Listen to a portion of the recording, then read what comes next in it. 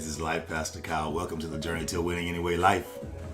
Come on in. Let's get it jumping this morning. I am excited. I am your host, Life Pastor Kyle, and I'm excited to be with you this morning. And got some things we're working on, and so come on in. Hello, Maria Alexandria. I see you. Dolores Bell, God bless you. Good to see you. I'm working on that for you, Dolores. It's already in progress. Okay. Hello, Ivan Rice. How you doing, sir? And the Rice family.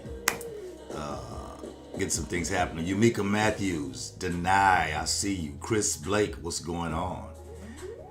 Oh man, Torrance Bell, Yumika Matthews. Come on. Tawanda Carr, Jefferson Life, Pastor Cal. I see you. Canvas Book of Sap. How you doing? Come on in. Listen. I want y'all to get ready for a wonderful day. I want to do a little work today for real. I don't just want to kind of hang out. I want to actually do some work. I won't be on here long, but I want you to do me a favor. I want you to go ahead and like, love, share, tag, and comment to someone. Let them know that we're on and that you're preparing for a journey to a winning anyway life. Come on, push it. Let's go. And let's do something special this morning. Daquan Blunt, what's up, man? Lester Blunt, how you doing, sir?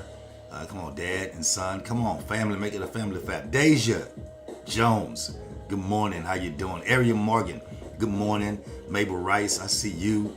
Trish Wells, Emery Shelvin. Come on, man. I'm still excited about what God has been doing in our faith series, but then there's some things we have to handle. So, hey, Shanette, this morning I want to talk about in the journey to a winning anyway life. I want to talk about the struggles of a winning anyway life. I want to kind of get you some air because we can deal with the journey, but if we don't deal with the struggles, somebody's going to be fooled when a struggle happens, when they think that nothing is supposed to be in the way. Hello, First Lady Kyle. When things happen, you have to realize it's a struggle, but it's not my end. Come on.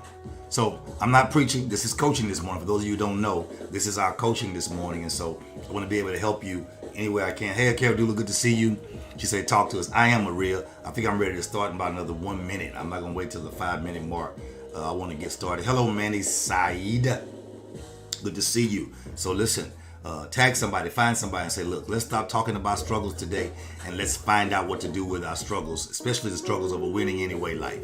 The struggles, the situations that are sometimes too difficult for us to handle on our own, they're normal.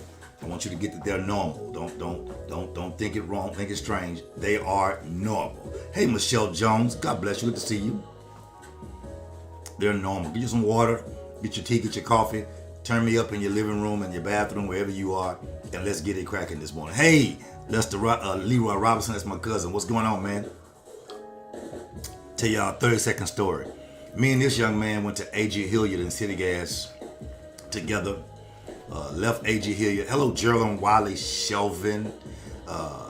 We went to City, 3rd grade, 4th grade, 5th grade, sung in the choir together, left there, went to B.C. Elmore, 6th grade, 7th grade, fought together, swim together, played basketball together, barefooted basketball, knew our parents, church on Miley, house on, just grew up together. We didn't find out until about 2-3 years ago that we are really cousins and kin. Hello, Tisa Carr, on YouTube. I see you over there. Shawanda Parker, I see you, Naomi Joseph. Found out that we've been together. We were like best friends in school. We had other friends, but that was that one guy you never got rid of. We were like this all through school. Didn't find out till about maybe 3 to 4 years ago that we were cousins. He called and said, hey man, my mom mentioned your mom and you and Manning, you and Blanton, and we mentioned, and I'm like, yes, well those are my cousins, and we end up being connected. And it wasn't far off. It's just the fact that you know how families are. Families don't always come together all the time. And so it was just amazing. And so I was amazed. And so I said, that's why we were so close. And we've been close ever since still. When I ride through the gas, I ride by and check on him, see where he is. Sometimes his office is open. Sometimes his office is not open, depending on how he's feeling. He's a vet and he has a lot of things going on and has businesses. And I'm very proud of you, sir. Very proud of you. Hey, y'all, let's get to winning this morning. Let's talk about the struggles of a winning anyway life, okay? I want to talk to those who have been consistently attacked. Seem like every time you get a foot on something great, something else happens and an attack happens and it blows you away. It seems like it sets you back. I want you to be encouraged. It's not setting you back. It's setting you up. Okay? It's not setting you back. It's setting you up. Don't be frustrated by it. But I want to talk to those who have been consistently attacked by situations, by circumstances. Come on, Maria, hang in there. You've been consistently attacked. See, even when Adam was the first human, we were created in God's image and God's likeness. So it is correct to understand that the devil's going to always be mad, but it's also correct to understand that since we were created like him, I'm talking deny, hang in there. Listen, we were created in his image and likeness. Understand there was a recovery plan. Okay? And if God gave Adam a recovery plan in Jesus, then we all have a recovery plan. Let me talk to Daquan for a little bit. Talk to Denai for a little bit. Hey, Renita, good to see you this morning. The reality of it is we all have our own recovery plan, but we must stay consistent and true to the plan. Or either we will, what's the word I want to use? We will abort our own plan. So I want to deal with the struggles in winning. I know we all have lives and we're trying to make some things happen, and we're all trying to make things work, and we're trying to pull things together, and we're trying to make sure things don't end and make sure things look great for the end of the year, which is a good thing. But I want to deal with the struggles in winning. I mean, personally winning in your own life. I mean, you can't push it, you can't change it. It's just in your own life. You have to deal with the struggles of winning. So some of you have been through so much, and my goal is simply, I'm not to make you perfect, not to make you like me. My goal is for some of you is to let you know that you will not lose in the process. Hey, Eric Trotman, you will not lose in the process. Winning is a process. What's up, Sydney? See you in a bit. You will not lose in the process. So I know a lot of times I talk about things. I always talk about things from this positive place. I'm that kind of pastor. You cannot call me with your problem. You cannot call me with your issue. You can't text me with what you're going through, because I'm gonna always give you a plan. Now, if you want to call and simply talk to me about what you're frustrated with, you're gonna either get the coach, the prophet, pastor, or spiritual father. Either way it go, I cannot allow you to keep me or pull me into a place where you decided to lose and not decided to win. I'll always speak positive. I'll always give you an answer. I'll always push you. I'll always see the best in you. I'll always expect the best out of you. I will always focus on what you can do and not what you can do. I will always focus on how you can do it better in the life that you have. I will always focus on everything in your life that will bring you to a better place in your life, especially a place, can y'all say it, of winning. Come on. That's what I do. I'll bring you to that place of winning in your life. It's just what I do. And so if you call with a sob story, I'm going to frustrate you, because I'm not going to allow you to continue that long story that you want to give me because you want me to see your problem. I'm going to put you in class. Hello, Prophetess Matthews. I'm going to put you in a class, and I'm going to say, look, let me ask you a question. Why are you where you are? What are you not doing? What are you not handling up? I'm gonna always, and if you don't want that wisdom from me, then you can't talk to me. Hey, Katrina Lacey, how you doing? Good to see you. That's my female best friend from school. Now, this is the other person I hung together. Me, Leroy Robinson, Katrina Lacey. We were in the choir singing Elijah Rock. Shout, shout. 3rd grade, 4th grade, 5th grade, 6th grade, 7th grade, 8th grade. I lost her in the 9th grade I lost him and her. He went to Smiley, but I came back in the 10th grade, I think, and I got caught up with Katrina Lacey at Forest Brook. And so these are people I hung with that have known me I'm 51, known me probably for 46 years. Can you say, I'm finna mess with y'all now. Can you say in a winning life you have people you still can contact and connect with that you've known that are doing well in God and in life for 45 years? I'm not that old. I was a baby. They just put me up in school some years. They're older than I am. They way older than me. I was a baby. But the reality is, these people have been around for this many years, and God has favored all of us. Let's get back to it. I love seeing people win. I love seeing people do well. I love seeing people grow in the things that God has called. She say we win anyway. Come on. Yes, we do. And so I love seeing people win. She say Forest Brook Jaguars. You better know it. Yo. And I did leave there and go to North Shore. My mom was like, you got to go to North Shore and do what you're supposed to be doing in school. And I was back and forth, but I can't tell you about my past. That's here or there. So here it is. I love seeing people win. So in the end of the day, it's my assignment and my agenda to help people win. The reason why I'm always positive, because I always have to bring a positive to a negative. Watch this. You bring me a negative because you're frustrated and don't have a way out. If you are submitted, if you understand process, if you understand the protocol of an anointing, a man of God, a spiritual father, or a coach, and you understand power, if you come, say it again, if you understand power, if you come with your negative and I come with my positive, we will have power. I'll help you out. Torrance Bell, if you plug up your truck and put the positive on the positive of the battery and no negative, you get no power, even though it's present. You put the negative on with no positive, you get no power, even though it's present. But when you put them both together, then you automatically have power. Even though you have power, you must now move from where you are. A lot of people have power, but they're not willing to move. I gotta go. Hello, Tamisha Figaro, Brock Galilee, God bless you. Listen. I love seeing people win, so it's become my assignment. It's become my assignment, and it is my agenda to help people win anyway. Because when people win, things happen. When people win, the eyes of people who are uncommitted, who are unstable, who are undefined, who are undisciplined, they tend to think it's unfair because other people get to win and they don't. The only people who win are people who are consistent in their pursuit. Those are the ones who win, that go after it no matter what. They are persistent and consistent in their pursuit. So I know I'm speaking to many of you, and I'm speaking for you. If I'm talking to you, say that's for me, and I'm gonna come really talk for you. Come on, watch. I'm gonna prophetically talk for you in my coaching. If I'm talking to you, let me know. And if I'm helping you, let me know. That way I can continue to push. I see Tisa call you. Okay, there it is. Okay, I guess I got it right. Tisa, which part? Which part? When people think it's unfair, tell me. Just give me a minute. Type which part. Which part, Sydney? Tell me which part, so I can move on. I see Dolores say that's for me. Daquan say that's for me. Man, I want to know which part, man. Which part? Because I'm about to now shift gears. What's up, Leroy? Man, I just keep seeing your name. I gotta come through that, man. Check on you. Listen. I must push because I don't want to stay on here all day. But I got some good, juicy information for you today.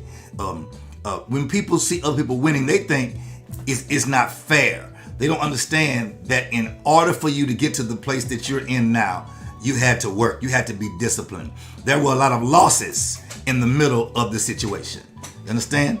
There were a lot of losses in the situation. And so you didn't just wake up winning. You didn't just come out winning. You had to go through some stuff to win. Hey, tell Mr. Ricks, you had to, yeah, I got you, Maria, the unfair part. Okay, listen. And here's where it is.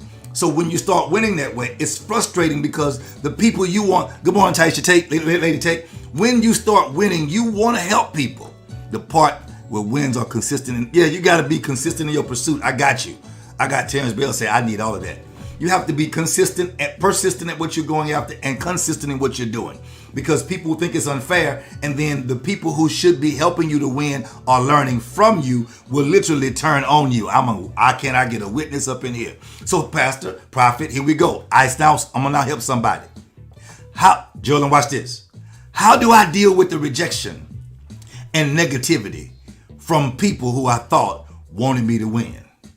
Woo! I'll take a break and then answer that. How do I deal with the rejection and negativity from people who I really thought wanted me to win? Maria, I'm just talking. We're just walking through the struggles. I have to deal with people who see my commitment, who see me push, who see me work, and I wait for them to clap when I win. And when I win, they act as if they got something in their throat or they coughing to the side.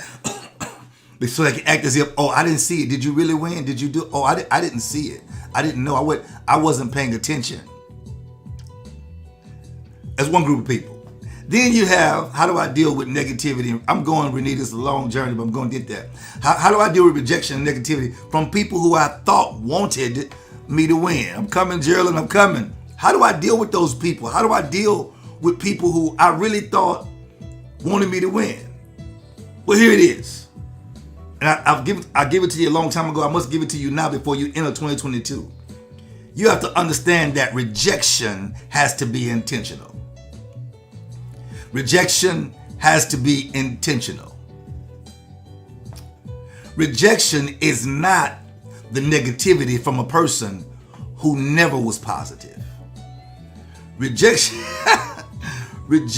is negativity from someone who was positive, and the rejection has to be intentional toward you. We need to watch this. Sometimes the rejection that you feel is not them rejecting you. They're rejecting the responsibility that comes along with continuing the journey with you. Y'all quiet. Okay, I'm gonna leave that alone. It comes along with the journey of continuing the journey. It comes along with the responsibility of continuing the journey with you. There are some people who just can't go with you on this journey. Now, let me help you. There are some people who are meant to be on the journey with you. There are some people who are meant to be on this journey. God assigned them to be with you, but because they're not in first place, they're having a hard time. Y'all ready? Here we go. Obeying God. Now, I wasn't preaching, but I got to put that right there. So how do I deal with that? I must realize they're not really rejecting me. Good morning, ladies. Shadell Sellers. We got to chat some more. I had just my talking friend right there. These are people I've been knowing them for 27 years. We got married 26 years. We got married, and the first thing we came home to our apartment, hearing them praying in the back room, in their apartment behind us praying.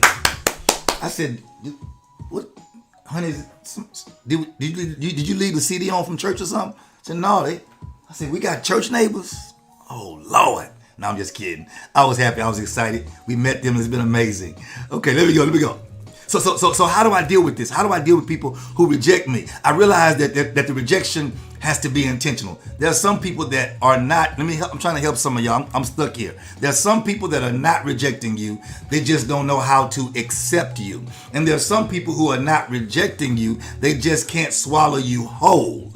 There's some people who are not rejecting you. They just don't really know who they are. So they don't know where they fit in your puzzle, because their puzzle, I can't go there. Their puzzle may not have the same kind of pieces you have. So they're not rejecting you. They're just out of their sphere of comfortability.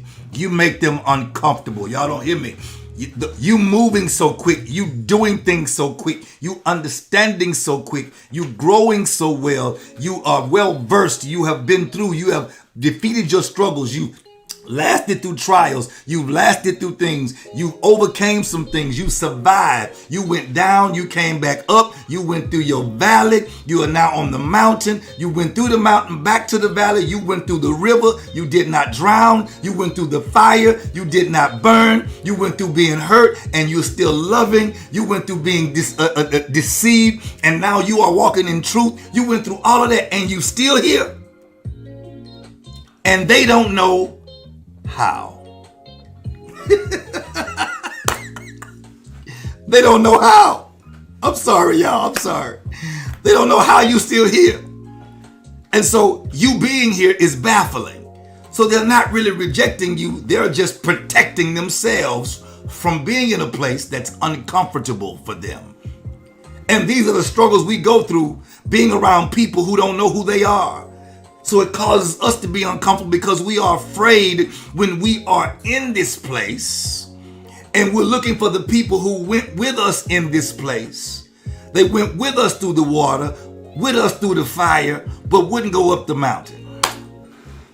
Went with us through this situation, saw what happened, and then, you, as Apostle says, you can't find them. You help pay their bills. You help counsel them through situations. You gave them wisdom. You built them up. They are where they are because of where you are in their life. And now they think, okay, let's move. I'll leave that just right there. So that rejection has to be intentional. So what you have to do is stop taking it personal. Stop taking rejection personal. It is not about you. Rejection is about them. So how do you let go and move past it once you've forgiven them, but they are continuously doing things to hurt you? How do you do it? Here's what you do. You remove your heart. This is an old lesson. I know I pulled it out again. You remove your heart. The Bible says this. Prophet, Coach, you just can't remove your heart. The Bible says, let not your heart be troubled. When it says let not, it means you have control. Let not your heart be troubled. Another version says, guard your heart with all diligence, for out of it flow the issues of life, which means you're creating an issue in your own life by not guarding your heart from people you know can't handle your heart. Okay. My heart, my wisdom, my intentions, my go-throughs, my knowledge of faith, finance, and winning does not belong on a shelf. So if you put me on a shelf, I will jump off the shelf and run out of your presence. Why would you say that? Because I know the value of my struggle. I wasn't always a winner. I know the value, come on somebody, of my struggle. And so let me sound arrogant, but be honest with you. If I went through all the hell I went through to make sure you survive, and you don't honor the hell I've been through and where I am to help you, then you don't deserve my heart. You may get my wisdom, but you don't get my heart. You may get some knowledge, but you don't get my heart. You may get understanding, but you don't get my heart. Why? Because I'm guarding my heart with all diligence. Because out of it flows the issues of life. I cannot continue to create an issue in my life because I keep letting you in my heart. Can y'all get that? I cannot keep creating issues in my life because I keep letting unstable people in my heart. It's causing me to have heart palpitations. It's causing me to have congestive heart failure. The bad part is I'm eating healthy. I'm working out. But I got you in there. Y'all done made me preach now. God dog it. I wasn't trying to go there, y'all. Y'all done made me preach. I'm having situations in my life that are not caused by me. There are situations caused by the love I have for people. Jesus. I'm having situations by the heart I have for people that don't understand even where they really are. I'm 51, so I know people 35, 30 years old. I know where they are. And my job is to help them to not end up in some of the places I was in between 35 and 51. That's 15 years of wisdom ahead of you to guard you against some of the things. Because once you lose heart, the devil's got you. Once you lose hope, the devil's got you. Once you lose what's in your head, remember, Lord, I believe. Help my unbelief. Once you can't get these things to submit to one another, then the battle you're having and the issues you're going to be having is because you have issues in your heart that don't agree with your head. And now your faith is challenged. And now your faith is jeopardized. And once you lose faith, then you will be out of the will of God. How you know? Because when Jesus prayed, he prayed that your faith fails you not. But if you get out of your heart and out of your head and out of the will, then you have no faith. And with no faith, you have no hope. And with no hope, you have no future. And there's no way to win if you don't have hope. Okay. Yeah. That's it, ladies and fellas. Okay, I gotta go. Y'all messed up my whole lesson. So if you have the same, let me help some people who on here who are not the hurt but the hurters. Let me just talk to you. It's 43 of you on here. I know some of you are not the one who's hurting, but hurting people hurt people. So the reason why you're hurting others is because you won't evaluate your own hurt. Remember my 3 pillars? Evaluate, execute, excel. There's no way to execute or excel if you won't evaluate you first. I've been prophesying about our house that we're getting and speaking the house and where it's going to be and all this and we've been working with Carlos and we've been doing some major things. And the whole thing is I'm scrubbing everybody around her and everybody. I'm like, hey, y'all, I'm only trying to evaluate where I am. I thought you were going to buy the house next week. You said you've been going, you talk to the people. No. That's part of my evaluation. Before I execute, I must have proper evaluation of everything and everyone around me. There are people who came to this house that will never enter the next house. What do you mean? Let me help you to understand. Anybody who does not, watch this now. Okay. The apartment I was in, ladies and gentlemen, the apartment we were in, everyone came by that apartment because it really wasn't mine. This house, quite a few people came by the house because we didn't know how to handle what we had. The next house, anyone who does not, watch this. People should not get an invitation to your house based on who they are. They should only get an invitation to your house based on who they honor. My next house is different. You have to honor the anointing and the glory of God on my life to enter into the place where I rest. I can be your friend and you cannot honor. So I can meet you at a restaurant. I can meet you at a mall, but you can't come to where I rest. You can't enter that place because there is no honor. There'll be no gray area. I don't care who you are. It does not matter. The honor is the key to entering. Come on, Donna. Honor is the key. Now, it does not mean I will not have fun in my house. Hey, Vanessa, does not mean we will not have pool parties and things. But the reality of it is, it's going to come through honor. You will not get a grace invitation. It will not be grace and mercy that gets you an invitation. It will be grace and favor. And if you can't honor favor, you cannot come. I'm already telling God, set it up. Anybody who does not honor the glory on your life should not be welcome into your heart. Because then that person will do damage to the glory that God gives you. Because they don't know how to handle you. Okay, gotta go. If you're having the same, y'all done messed me up, y'all. If you're having the same issue every year, but with different people, let me help you.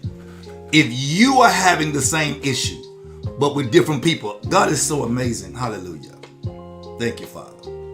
Why would you say God is so amazing right there, prophet? Let me tell you why God is so amazing. I've been knowing Vanessa Davis. She's the armor bearer for Lady Kennedy. I've been knowing her for some years. I've been knowing Nita Holloway for years. Minister Holloway. I've been knowing Lester Blunt for about 20-something years. I've been knowing Nita Holloway about 30-something years.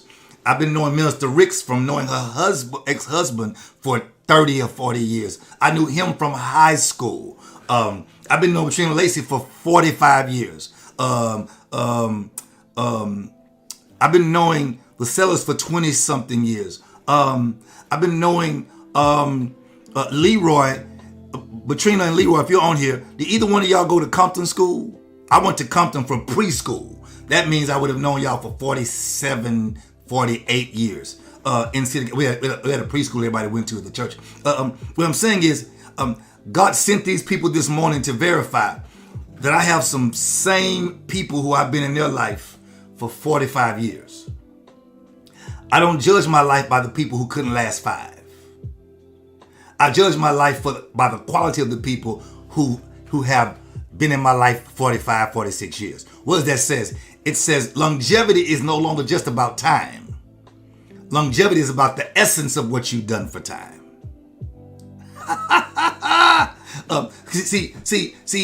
If you've done the same issue, if you have the same issue with different people, you could be borderline a narcissist. What it means is you never fix the issue. You just change people.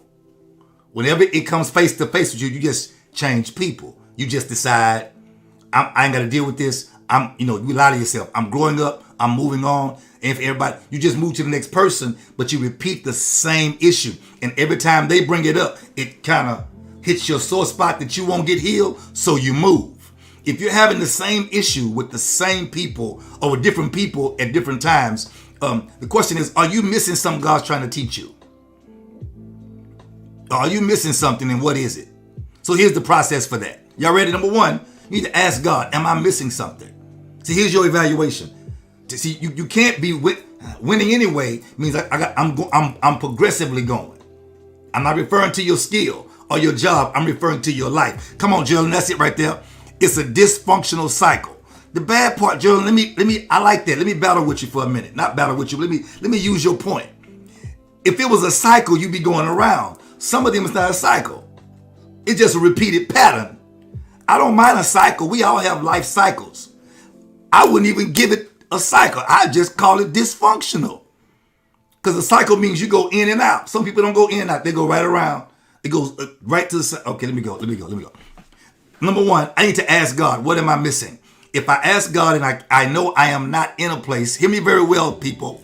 If I'm not in a place to hear from God properly, I need to ask the authority over my life. That's only when I know who's ready to grow by who submits. If you don't submit, I know you're not ready to grow. Well, who says that? Bible. It's order. God has order. If you're not ready to grow, if you're not ready to submit, you're not ready to grow because everybody submits to somebody. So if you're not ready to submit, I know you're not ready to grow because you don't want to deal with your issue.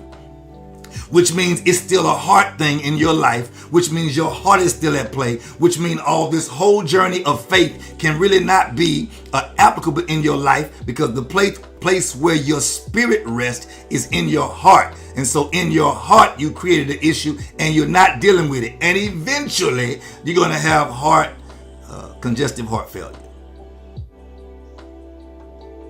Thank you, Gerald. I like that too. I like you. Gerald helped me preach. She gave me these points to make me want to reach out and preach her points. So number one, you got to ask God, what is it that I'm missing? Or ask the man of God. When you ask the man of God or woman of God or somebody that's over you, it's when you make yourself, what's the word? Accountable for what you hear. And not just hearing it and moving on. Some of you have notes and notes and notes and notes and notes from church. And your life doesn't even equal 2 pages of the sermon. Because you write notes, but you don't apply notes. Number one, you ask God. Ask the man of God, whatever. Get your accountability situated so you can grow. Number two, when you ask him and you're honest about it, you must spend some consistent time in his presence. Come on, Maria, that's it. You must spend some consistent time in his presence. It says you want your accountability to be authentic. Not because of what you heard from people, not because of what you thought, but because of where you are in God's presence. Number three, you must check the motive of your heart for flesh agendas. When you go to your man or woman of God, don't be mad when they tell you what you've done wrong. You call it checking. They call it instructions for accountability. Only time you call it checking is when you're not submitted. Oh, can't nobody check me. Okay, well, you're unaccountable. Well, you headed down the wrong road. You won't be headed on that road long. It's when you are accountable that you say, I need to have something greater in my life. I'm setting myself up for something greater. Accountability is when you dig the weeds out. Good morning, Latasha. God bless you. It's when you dig the weeds out of a situation to allow extra growth. That's accountability. When you aren't accountable, you are on your way to hell, basically. I'm just trying to give you real straight up, don't point blank. When you aren't accountable, you are your own heaven and your own hell, which means you have nowhere to go.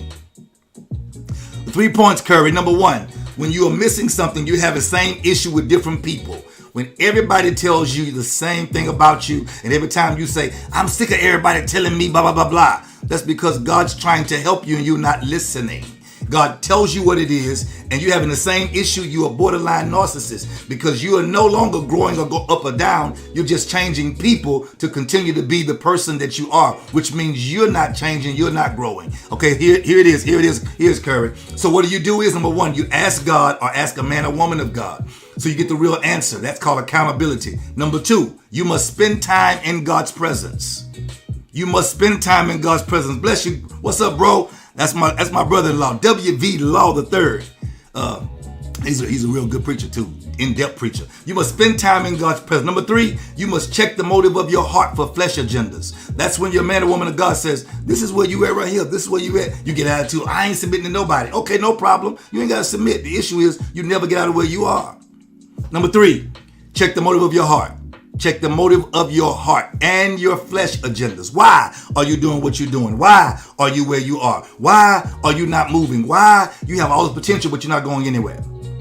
Because the flesh agenda can't carry a spiritual agenda. The flesh has to submit to the spirit in order to move. Got it? Number four, you have to check those in your circle for envy.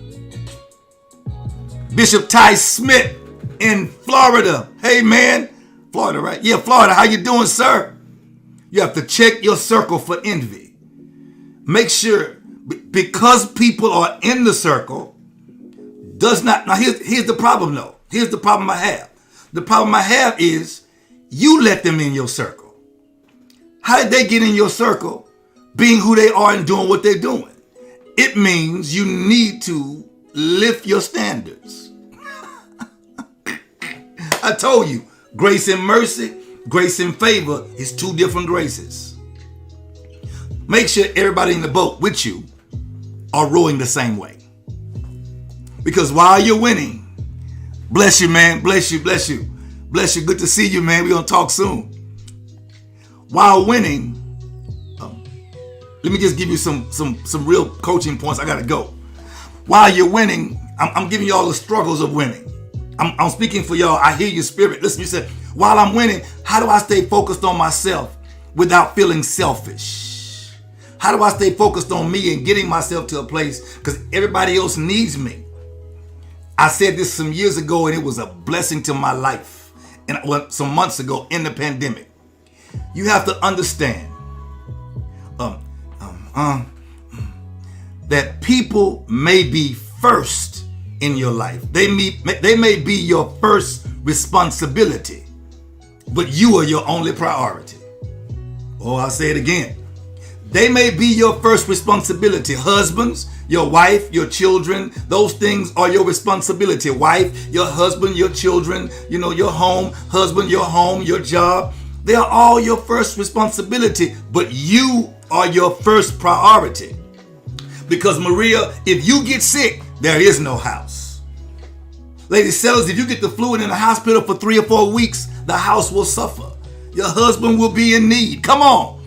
You have to make sure you understand the difference in responsibility of importance versus priority. And people have not yet learned that. You are your first priority. You cannot give me you if you don't even have you. Understand, you got to stop allowing people to give you a church guilt trip about how they need you, and you give yourself and you sow yourself. I'm in this frame now. People talking about when you get to be an elder or minister in church that now, you are the laborer of the word and the laborer of the cross. We've made ministering the gospel torment. And the devil is a liar. I am proud, happy, and rejoicing to be a minister of Jesus Christ. I am excited about being the vessel of the kingdom. I am not under a yoke of bondage because I have to minister. How does that is damningly dumb to me to feel like I have to be struggling to preach to somebody. How can I get somebody out of the thing that's caused me to be in bondage? The devil is a lie. I'm free. I enjoy what I do. It's why people want to be and do what we do, because they see the love of God. They are getting the overflow of my love of God, not the bondage. Okay. So while I stay focused on myself, how do I stay focused on myself? I realize that everything has a place of importance, but I'm my first priority. When I get to heaven, God gonna say, did you do what I said do? Did you help who I said help? Did you keep yourself in the best way? Were you healthy enough to do it? Did you take care of your body? Did you take care of your mind? Did you take care of your spirit so you're able to be effective in helping others? You cannot help others by your reasoning. You cannot help others by your logic, because the word of God does not stand on your reasoning. So while trying to live a winning anyway life, you must learn this valuable lesson. Got it?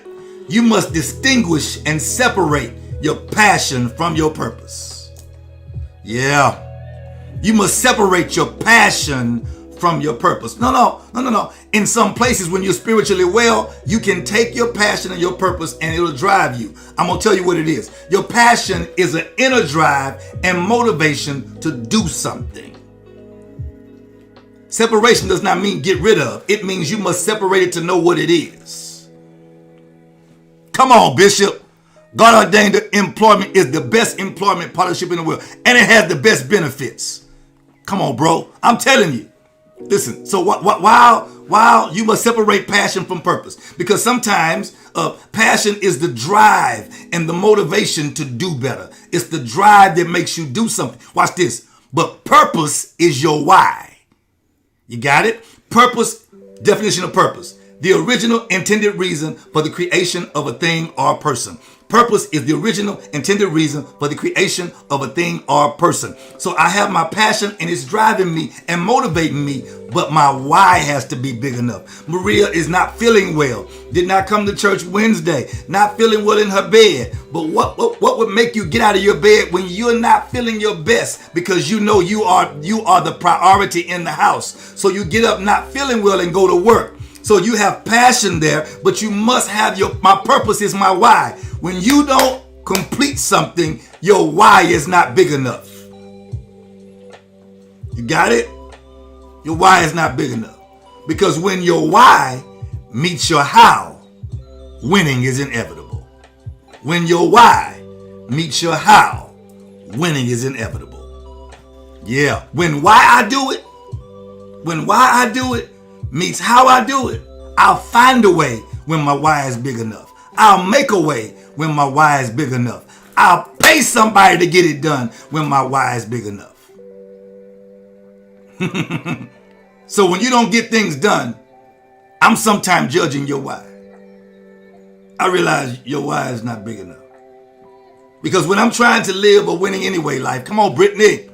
When I'm trying to live a winning anyway life, you need to be able to effectively determine where your stress comes from. Come on, Taurus Bell. Hang in there, man. You need to be able to effectively determine where your stress comes from. I'm dealing with the struggles of a winning anyway life. I'm teaching you how to get rid of all the weeds. So I need to effectively determine where my stress. I'm living a winning anyway, but where is my stress coming from? Let me tell you where it comes. Most of the time, it comes from an area in your life that you have ignored or is not developed or not submitted. Ignored, not developed, or not submitted. Come on, Maria, hang in there. Come on. Don't throw your phone. Hang in there. Hang in there. You need your phone. Stress comes from a place that has been ignored or not developed or not submitted. So you stress because you've ignored it and thought, if I ignore it, it'll go away. Wrong. Not developed means I'll get over it. Incorrect. Not submitted means you're not allowing the people who are over you to tell you what it is, to see it. And that level of not being submitted or that level of not being accountable keeps you in a place that you don't even see. And it keeps your weeds growing stronger and stronger. Eventually, the roots of the weeds will attack the blooming of the tree or the flower. And it will eventually choke and take nutrients from that which you're trying to grow. Okay. Tweakers, that's it. It comes from that. Watch this. Let me teach you something I learned in my go-through. If you sit still long enough, stress will expose where it's coming from. The reason why most of you, I'm giving y'all stuff a doctor can't tell you. This is prophetically God coaching. Watch this. If you sit still long enough, stress will expose where it's coming from. Most of you, when you stress, you keep moving. You keep moving. You keep moving, trying to impress people that you don't like. So you hide your stress and try to act as if you don't have any, to give people a false impression of who you are, to make them think you are somebody or in a place where you're really not. If you sit still long enough, stress will expose where it's coming from. It's like trying to find a fire. You don't look for the blaze, you follow the smoke. If you sit still, you say, that's smoke going all the way over there. But you can't get it when you're driving because you must pay attention to where you're driving. If you sit still, you can find out where stress comes from. I'll show you. Principle. I do principle. Principle is, I wake up doing well. I wake up having an awesome day. Got it? I wake up having a good day. Phone rings. Pastor, church has a leak. Boom. I realize I'm carrying the church as a weight. We had this problem 2 weeks ago. We had a leak. The church didn't even know it. You know why? I no longer allow it to be stressed. We've had the building 11 years. It still looks brand new. It's time for maintenance. So when things happen, guess what we do? We have the money to get it handled. We have the wherewithal to get it done. You can feel where stress comes from. The phone rings. Somebody call, Pastor, why you ain't calling me? Pastor, when people call and ask me, is the church open? I know they're not connected. We've been open for 9 months, 6 months, really about 9 months now. We've been open a good long time. That means you haven't been on live. That means you haven't seated. That means you haven't been connected. And then now you want to ask, well, are we open? Do we still take temperatures? We've been giving information every week after week after week after week after week. You must admit your inability to be effective and consistent in your connection. You can't get mad at me because you've not been consistent. Be honest. Grow up. Come on. In your spirit, grow up. Yeah. You sit still, you'll find out phone ring. No, I'm 51 now. I've learned how not to be stressed. I'm getting better. I asked someone yesterday, how do I look about 43, 44, maybe 45, 40. I'm in my 50s. Really? Yes, I am. You know why? Because I release stress. I release stress. See, Shadell's nice. Yeah, we're open. I don't even respond anymore.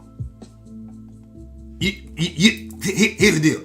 You can't lie and act like you don't see the live that's on my page every Sunday, every Wednesday, every Friday.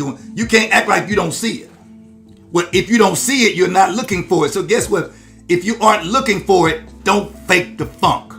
Go where you've been going, stay where you are, because you're not really connected and you don't desire to be. And I'm not hurt or mad because God has a connection for everybody. I want everybody to win in Jesus' name. Most of the time, again, your issues and your stress will come from places that are not developed. It will frustrate you, but if you get still, you can see. When the phone rings and a certain person calls, you get excited. Oh my God, oh my God. Hey, Apostle Gaddy, you get on the phone, you say, oh my God, hey, how you doing? It excites you. Somebody else call, you go, oh Jesus. But you gotta sit still to see where your stress comes from. And you feel it when you're calm enough to pay attention to detail. Folks tell me all the time, Prophet, you just have so many details because I can't allow stress to sneak up on me. I can't allow stress to sneak up on me. Designed, because listen, here I am. I'm a prophet, a spiritual father. I'm a pastor. I'm a coach. I'm a husband. I love to work. I love to do things with my hands. I'm an administrator. I love doing things. So I can't allow stress to sneak up on me under the umbrella of need because I am an answer. So it sneaks up as I have a need. So now I have to address the need and I realize it's really not a need. It's really a non-negotiable. That's a better end. Non-negotiable. It's not a need. I can't allow stress to sneak up on me. Watch it, Apostle Gaddy. I'm sorry. So can I give you 3 and we go? I'll give you 3 and we'll go. I'll keep the rest for later. Oh man, I got so much more. I'll give them to you and I'll move. Stress can be caused by the unrelenting. That's things that keep coming. I said in the beginning, some of y'all have issues that keep coming. You make more money, issues come. Make money, issues come because you haven't effectively handled a budget. Once you handle the budget, you'll know where it's coming. You know what's important in the budget. I'm moving fast. Stress can be caused by the unrelenting. You got it? I'm moving from that. Well, I declare and decree that the crazy stuff in your life becomes a blessing that's unrelenting, a blessing that won't quit. I'll get on this. Maybe I'll do it live again soon. Listen, it's unrelenting. Number two, stress can be caused by the unexpected. I declare and decree that God's going to stress out what's been stressing you. Apostle Gaddy, I called it. Non-negotiable. Yeah, okay. The unexpected, stress comes by the unrelenting. Things that keep coming, you get stressed out because you ignore it or won't handle it. Number 2, it comes by the unexpected. I'm going to give you, and I'm declaring against it. I declare that what is stressing you out, that God will stress out what's been stressing you out. Number 3, stress comes by the unmanageable things. So I declare and decree that God's sending people into your life, your ministry, and your money that begin to help you to manage the unmanageable. You got it? Lady Kenya Robinson, need to talk to you. I want to holler at you soon. I don't care what you heard about me. I'm still me. I'm a better me than you ever seen in your life.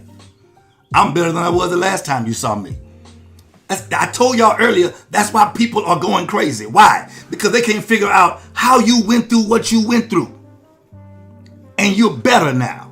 See, people think issues are supposed to take you out. Issues are fertilizer, cow manure, bull manure. Those things, if put in the proper place, are supposed to make you grow. Come on, come on. You pay good money to have them put mulch, manure in your yard to cause your trees to grow. You have to put yourself in a place that allow negativity makes you grow. Gossip makes you grow. Because it should be coming around you, but not coming from you. Because when it comes from you, I know the smell when I drive by a house with fresh manure. I know the smell of cow dung. Come on. How do you know who they are? There are people who always end up dissatisfied. Always end up dissatisfied. Because when you're dissatisfied with your present, you're always mad with people who are better in their own. I gotta go. I really gotta go. I have so much more. I would explain to y'all about how a Mercedes-Benz is a nice car. I pay for it. It's my car. But if the owner saw me jumping on it, the man who created the Mercedes saw me jumping on it, they would have an issue because they realize it's not the purpose of the car. Not to be jumped on and stood on for videos. It's an automobile to give you an experience while you're going somewhere. It's not a car. It's an automobile. There is a difference. I just want to bless somebody. We'll do part 2 to the struggles later because we got to get into the struggles. Because some of y'all are having the struggles and you're allowing the struggles to pull your hope away. You're allowing the struggles to make you think you're not winning when the struggle is really your manure. Come on. When the weather get through changing, you're going to see fresh manure in the grass.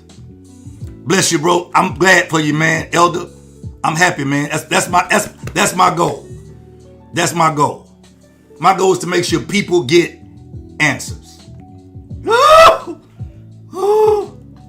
See, I'm going to talk about in my next live, I don't know when it'll be, about when people are frustrated in those 3 areas, you end up dissatisfied. Not unsatisfied, dissatisfied. See, unsatisfied is when there's no satisfaction present. Unsatisfied is no satisfaction present. Dissatisfied is when satisfaction is present but displaced or mishandled. You got to stop letting people, not the ones who are unsatisfied, the ones who are dissatisfied, because what you need is present. Satisfaction is present, but it's being displaced by you or mishandled by those that you are allowing to be around you. I told you have to watch your heart. You have to watch your heart. I'll talk about it later. Ooh, you got to watch your heart. There are 3 things you got to do and I'm out of here. Apostle Gaddy, it's been good, man. That's my job tonight, confirming the revelation. Oh, I got it from your mom. The flowers and growth. Yeah. I'll give you one more about flowers and growth tonight. I grew up in the hood where my grandmother would have flower pots. I'm going to close this, y'all. Flower pots all over the porch. And every now and then, she would go out to a flower that would start to bend over. And I said, why is it dying? She said, it's not dying. I said, grandmother, why? I feel Jesus right now. It's not dying. She said, well, what's going on? I said, grandmother, what's going on? She said, it's not dying. I said, grandma, it's bent over. I can see it. She said, baby, it's not what you see on the top. It's what's going on in the bottom. And way in the bottom of that little clay flower pot, you will see a crack or a hole. And the hole was not caused by us hitting it playing basketball outside. The hole was caused by the pressure of the roots. The roots would bust the bottom out and she would say, I have to repot this. I feel Jesus. I'm getting you out of the struggle right now. Somebody is supernaturally coming out of the struggle. God says, I have to repot this. So she would take the whole plant, dig around it and make it loose in that little pot. She'd pick it up and sometimes she would crack the pot. Woo! Y'all missing me right now. There are some of you, God's been trying to crack the pot in your relationships and you keep putting tape around it and super glue, trying to hold that thing together. And God says, I cracked the pot to get what's been holding the roots. She cracks the pot, but before she cracks the pot, she has another pot that she would have some mulch in it, kind of built up with a little hole in it, which means that is a prepared place for that flour. She pulled that flour out, and then she would shake it to get some of the old stuff off of it. The reason why you've been being shaped is God's trying to get some old things, some old nouns away from you. Some people, some places, and some things. And then God said, I shake you off, then I replot you. And I give you room, watch this, not for people to see how you are, but for your roots to grow before people can see it. See, this is where I am now. I'm sorry, Apostle. I'm sorry. See, God's not trying to impress people who see you bloom. He's trying to get your roots to build your confidence.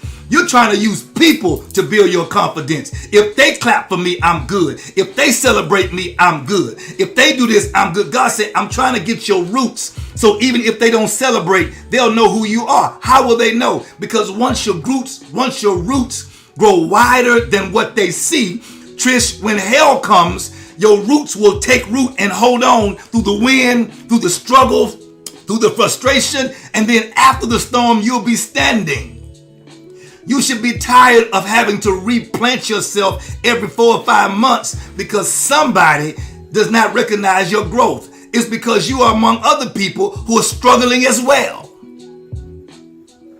Everybody's trying to hold on after a pandemic. Everybody feels disconnected. Everybody's going through something. The reality of it is, what are you doing about it? God's trying to replot you now, replant you now, repot you to make sure you're in the place you need to be. I'm not referring to church. I'm referring to your life. Some of y'all have a great church, but you playing with weeds. I'm talking to you. You know I'm talking to you. You playing with weeds. Some of you are flowers. You can't plant flowers in bushes. Bushes will cover flowers. Flowers are meant to be seen, smelled, and taken in and experienced. God's trying to get you to bloom, but you're sitting up under weeds. I'm talking about your friends. I'm talking about your family. Family over everything. You better ask Joseph about family. If you're not careful, family will kill you and your dream. And don't realize when they kill you, they're killing their future. Joseph, when Joseph said, you meant it for evil, he wasn't mad. He said, it's okay, y'all. Y'all meant it for evil, but God meant it for good. He's trying to encourage them to change their fear because they thought he gonna get us now because of what we've done. You got to be careful because if God makes you Joseph or Josephine, and you turn to be part of those who tried to kill you, what you've done is you've aborted the dream that would have saved you all. Make sure you aren't the one killing your family by thinking you are the savior of your family. Joseph wasn't the savior. He was the vessel that the savior was going to use to draw them in later. Family over everything. No, kingdom over everything. Because family will let you down. First, second, and third chance they get. Come on. I know you want to believe that your family's got your back. But your family don't even have a back. Because Christ is the back of us all. And if they ain't following Christ, you don't have a back. The devil's fooling you. And that's why you're having struggles in winning. I gotta let you go. I'm out. Here's my 3 points. Evaluate, execute, and excel. Come on, Bishop. Kingdom over everything. Come on. You better ask Joseph. Google Cain and Abel and read the story. Google Noah's children. Google them. Yeah, you better find out. When Jesus says, who is my family? Who is my mother? Ooh, come on, Maria. You can't, you got to love your family, but you got to be, I put the post out that says, know is love. You got to get it. You got to get it. Because the minute you get in faith, the family going to say, what you doing?